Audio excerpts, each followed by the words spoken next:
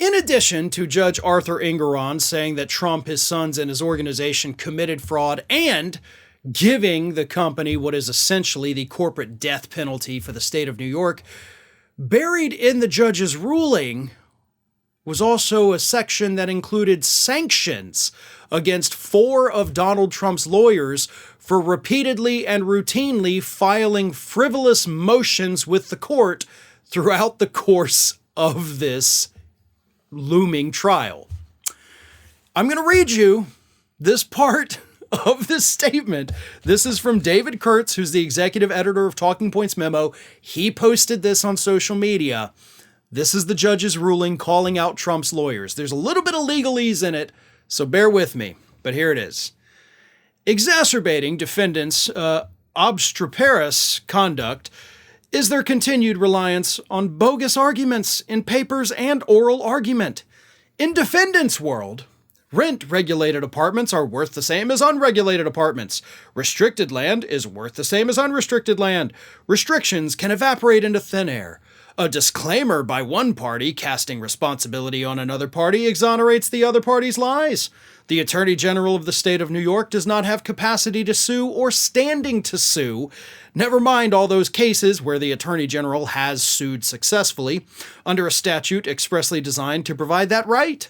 All illegal acts are untimely if they stem from one untimely act, and square footage is subjective.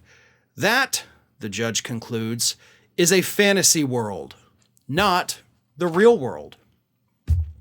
So the judge sanctioned Trump's lawyers, 4 of them. Now, it's not hefty sanctions, right? None of them are going to lose their law license. They're not going to face any kind of disciplinary hearings, but they do each have to pay $7,500.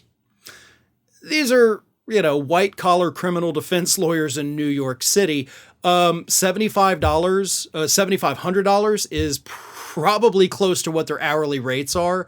So they lose like an hour, maybe 2 hours worth of pay. So it's not a big deal. But everything that I just read you are items that these lawyers had filed in court.